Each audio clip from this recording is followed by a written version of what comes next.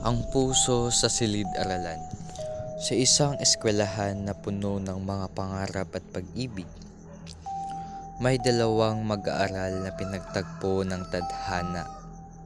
Si Marco, isang tamad na estudyante na mahilig sa basketball. At si Mia, isang masipag at matalinong babae na laging nasa taas ng klase. Sa simula, wala silang pake sa isa't isa. Subalit habang lumilipas ang mga araw, nagsimula silang magkasundo dahil sa kanilang mga proyekto.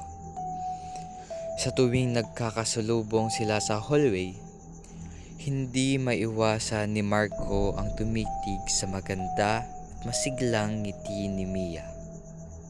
Sa paglipas ng mga buwan, unti-unti nilang napansin ang pagdami ng kanilang mga sandali. Hanggang sa isang araw, sa isang pagkakataon na sila'y nagtatawanan at nagbibiroan, biglang nagtagpo ang kanilang mga tingin. Sa mga sandaling yon, ramdam nilang may espesyal na koneksyon na bumabalot sa kanilang mga puso. Hindi nagtagal, unti-unting nilang natuklasan ang kanilang damdamin para sa isa't isa.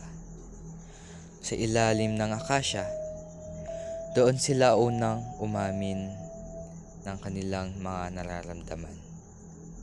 Sa bawat hakbang na kanilang tatahakin, naglalakbay ang kanilang pagmamahalan sa mundo ng eskwelahan. Sa kabila ng kanilang matinding pagmamahalan, hindi nagtagal ang kaligayahan nila Marco at Mia. Isang araw, habang sila'y naglalakad sa labas ng eskwelahan, biglang sumulpot ang mga magulang ni Mia na hindi pumapayag at tutol sa kanilang relasyon.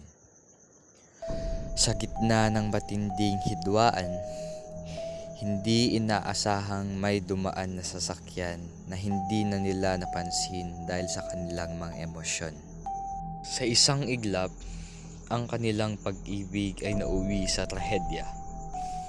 Ang kanilang mga pangarap at mga plano para sa hinaharap ay nawala sa pagbagsak ng araw na iyon. Ang mga pagsasama na dati puno ng tawanan at ligaya, ngayon ay nababalot na ng lungkot at pagdadalamhati. Ang magkabilang pamilya ay nababalot ng pighati at pagsisisi sa hindi nila pagtanggap sa pag-ibig ng dalawa. Ang kanilang mga pangarap ay nauwi sa isang mapait na katapusan.